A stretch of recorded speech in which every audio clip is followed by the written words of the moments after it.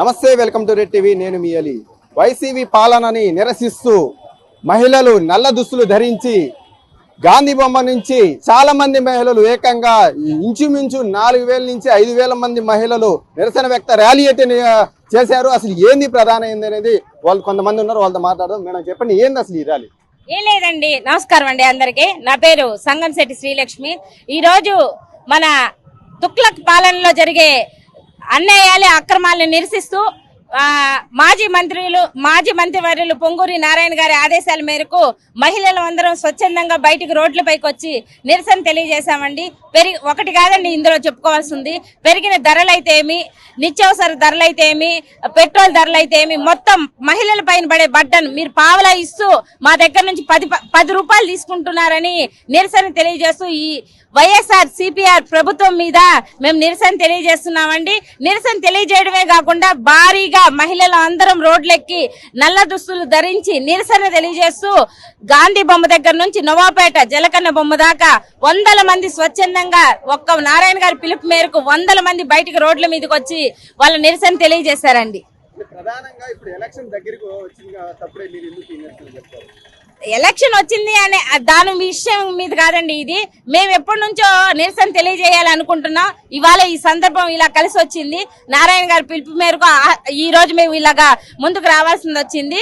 ముందుకు రావటమే కాదు, మేము ఒకటే డిమాండ్ చేస్తున్నాం. ఈ వైఎస్ఆర్ మీరు ఇప్పుడు ప్రభుత్వం దిగిపోయి ఇంకా మాకు ఒక 10-20 రోజుల్లో ఎలక్షన్ కూడా వస్తుందనగా కూడా మీరు ఇంకా ఉచిత పథకాలు ఇస్తాము, మేము గతంలో పథకాలు ఇచ్చాము అంటున్నారు. ఆ పథకాలన్నీ ప్రజలకు చేరలేదు అని తెలియజేసే దానికోసమే ఈ నిరసన. అంటే ఈ ప్రభుత్వం సంక్షేమ పథకాలు ఇస్తుంది, అభివృద్ధి చేస్తుంది కూడా అని చెప్పేసి కూడా వైనాట్ 175 మాకు వస్తుంది అని కూడా చెప్తున్నారు. వైనాట్ కాదండి, వాళ్ళు మొన్న ఏదో ఫ్లెక్స్ కూడా చూస్తాం, సిద్ధం అన్నారు. సిద్ధం, మీరు ఓడిపోవడానికి సిద్ధంగా ఉండండి, ఓడిచ్చేదానికి మహిళలు అందరం సిద్ధంగా ఉన్నాం. ఇదే వాళ్ళకి మాటకి సమాధానం. జనసేన టీడీపీ పొత్తు ఎలా ఉండబోతుంది? చాలా సూపర్ గా ఉంటదండి. నెల్లూరులో అయితే నారాయణ గారు 1,00,000 మెజార్టీతో గెలుస్తారండి. 100% ప్రజలందరూ ఎక్కడికి వెళ్ళినా నారాయణ గారికి నీరాజనం తెలుపుతూ మీరే సార్ గెలిచేది, మీకే ఇస్తాము, ఆగిపోయిన అభివృద్ధి మాకు తెలుస్తుంది, గతంలో మీరు చేసిన అభివృద్ధి మా కళ్ళ ముందుంది అని స్వచ్ఛందంగా ప్రతి ఒక్కరూ మీరు పిలుపునిస్తే చాలు మేము రోడ్లు ఎక్కుతామని 100 మంది నారాయణ గారి పిలుపు మేరకు ఎదురు చూస్తున్నారండి. 170 అంటే వాళ్ళకి డిపాజిట్లు ఉంటాయో లేదోనండి. అసెంబ్లీలో వాళ్ళకి అధికారం సంగతి దేవుడు ఎరిగే. కనీసం ప్రతిపక్షంలో అన్నా కూర్చోగలుగుతారో లేదో అది చూసుకోవాలండి. ముందు మేము సీట్ల గురించి చెప్పలేం, ప్రతిపక్షం కూడా రాలేదన్నది మా ఉద్దేశం. చంద్రబాబు నాయుడు టార్గెట్ గా కుప్పం నియోజకవర్గాన్ని నిన్న జగన్మోహన్ రెడ్డి కూడా చూసి అక్కడ నీళ్లు కూడా గేట్లు కూడా చేశారు. ఆయన చేస్తాడండి. కుప్పంలోకి వెళ్తే మీరు ఏం చేశారండి? కుప్పంలో ఏం చేశారు? చంద్రబాబు నాయుడు గారి హయాంలో ఎన్ని అభివృద్ధి పథకాలు చేశారు, ఎన్ని అభివృద్ధులు చేశారు, యూత్కి ఎన్ని తెచ్చారు, మీరు ఏం చేశారండి? యూత్కి ఏమి ఇచ్చారు? వాలంటీర్ ఉద్యోగాలు ఇచ్చారా? అదే మీ డెవలప్మెంట్? అదే మీరు చేసిన పథకాలు? అదే మీరు చేసిన అభివృద్ధి? చదువుకొని మేము కష్టపడి మా ఇళ్లలో మమ్మల్ని ఎంతో కష్టపడి డిగ్రీలు ఇప్పిస్తే ఆ డిగ్రీలకి 5,000 రూపాయలు జీతాలు ఇచ్చి వాలంటీర్గా పెట్టుకున్నాం. ఇవే మీరు ఇచ్చే ఉద్యోగాలు? ఇదే మీరు చేసే డెవలప్మెంట్? ఇందుక మీరు తిరుగుతున్నారు? కాదండి, వాలంటీర్లు సైతం మేము కూడా వస్తాం, మీ వెంట మేము కూడా నడుస్తాం, ఎలక్షన్ కోర్టు వస్తే మేము కూడా మీకు పనిచేసేదానికి సిద్ధంగా ఉన్నామని 100 మంది ఉన్నారండి.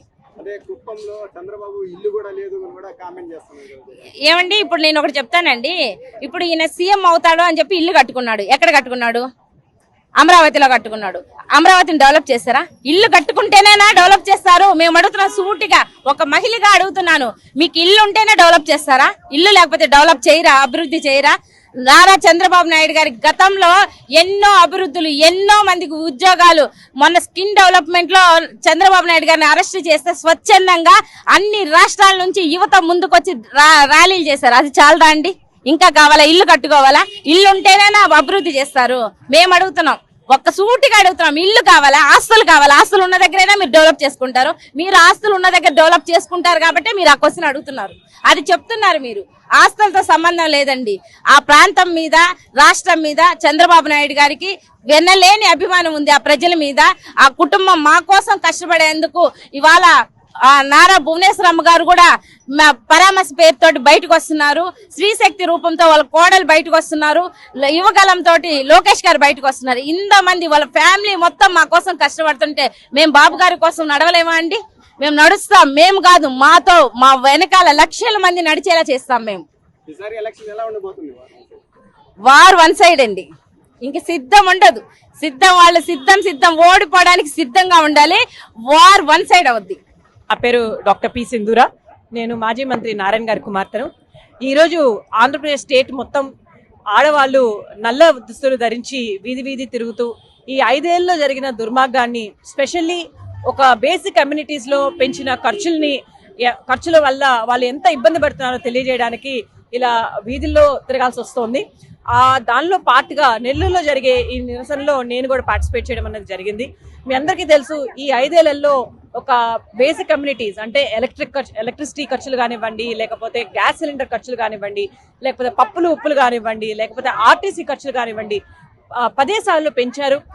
అలా పెంచడం వల్ల వాళ్ళు ఎంతో ఇబ్బంది పడుతున్నారు. అన్ని ఫ్యామిలీస్, అలాగే స్పెషల్లీ ఆడవాళ్ళు, బికాస్ ఇంటి ఖర్చులన్నీ వాళ్ళే చూస్తారు కాబట్టి ఎంతో ఇబ్బంది పడుతున్నారు. ఒక చోట నుంచి ఇంకో చోటకి వెళ్ళాలంటే ఎందుకు ఆగిపోతున్నారు.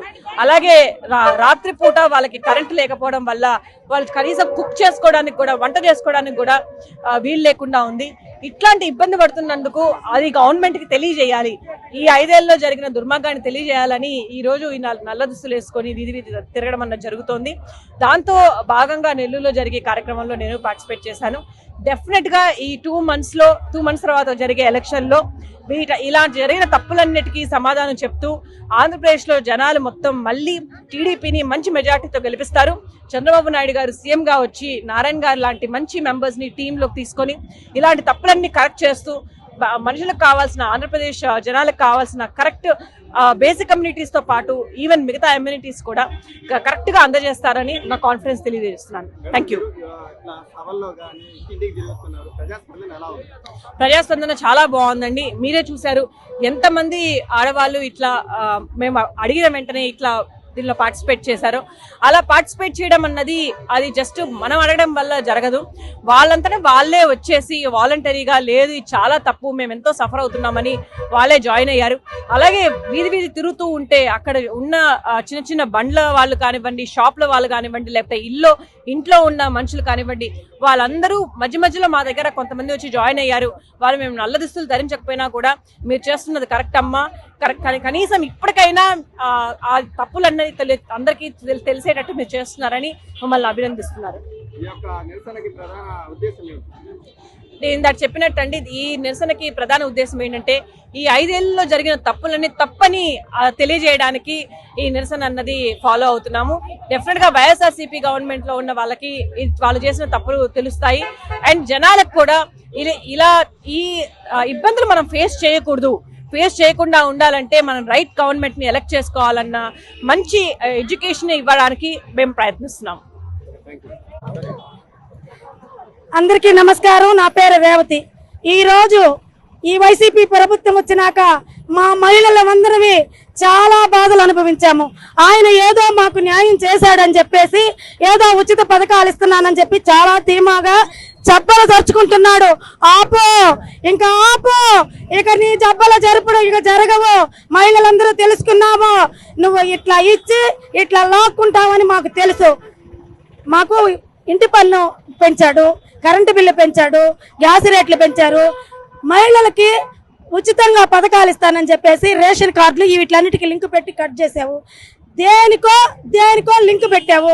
టిట్కో ఇళ్ళు తెలుగుదేశం పార్టీలో టిట్కో ఇళ్ళు గృహ ప్రవేశం కూడా చేశారు. మరి ఎందుకు ఇవ్వలేదు? అట్టి కట్ చేసావు. దేనికో లింక్ పెట్టావు. టిట్కో ఇళ్ళు తెలుగుదేశం పార్టీలో టిట్కో ఇళ్ళు గృహ ప్రవేశం కూడా చేశారు. మరి ఎందుకు ఇవ్వలేదు? అది నీ అబ్బ సొత్తా ఎవరు అడుగుతున్నా? అది ఎవరు ప్రభుత్వం సొమ్ము, మా మహిళల సొమ్ము, మా మహిళలకు ఇచ్చేదానికి నీకేంటి నొప్పి అని అడుగుతున్నా. ఇప్పుడు తగుదనమ్మా అని ఎలక్షన్ వస్తుందని మా మహిళలందరినీ పిలిపించి ఎండలో నుంచోబెట్టి ఉత్తగా దొంగ పట్టాలు ఇచ్చి పంపేస్తావా? జగన్మోహన్ రెడ్డి అయిపోయింది నీ చరిత్ర, నీ కథకు ముగింపు రాస్తున్నాము. ఇక నీ కథ కంచికి మేమందరం అధికారంలోకి వచ్చేది తథ్యమని అడుగుతున్నాం. ఇంకా ముఖ్యంగా నెల్లూరులో పోలిపోయిన అనిల్ కుమార్ గురించి, ద గ్రేట్ మ్యాన్, ఆయన గురించి మాట్లాడాలి. ఆయన మొన్న చెప్తున్నాడు నేను ఎక్కడికి పోలేదు అని. నువ్వు ఎక్కడికి పోతావో, నీ పెట్టిన కలీలను తీసుకొచ్చి పెట్టావు, మాకందరికీ తెలుసు నీ బినామీ అని, డబ్బంతా ఇచ్చేది నువ్వేనని తెలుసు. ఎందుకంటే అక్కడ నువ్వు ఓడిపోయేది తథ్యం, ఇక్కడ ఈయన ఓడిపోయేది తథ్యం. రేపు ఎవరికన్నా ఇస్తేనే ఇక్కడ ఎమ్మెల్యేగా టికెట్ వాళ్ళు వెళ్ళరేమో అని చెప్పేసి ఈ నియోజకవర్గంలో నీ అధికారం ఉండాలనే ఉద్దేశంతో నువ్వు ఇక్కడ ఖలీల్ గారిని పెట్టింది వాస్తవము. మైనార్టీ సోదరులని మాయ చేయదలిసావు. మా మైనార్టీ సోదరులందరూ తెలుసుకోండి, మన మహిళలకి ఎక్కడ పెళ్లి కాను అడుగుతున్నా మనకి దర్గా కట్టింది పొంగూరు నారాయణ గారు, మసీదులకు డబ్బులు ఇచ్చి మన పేదలను ఆనుకుంది నారాయణ గారు. మీరందరూ తెలుసుకొని నెల్లూరు బాగుపడాలంటే మన నారాయణ గారు రావాలని, నువ్వు ఇంకా వెనక్కి వచ్చే రోజులు లేవని అనిల్ కుమార్ కి చెప్తా నర్తకి సెంటర్ లో నా సవాలు స్వీకరించేదానికి నువ్వు సిద్ధమా అని అడుగుతున్నా.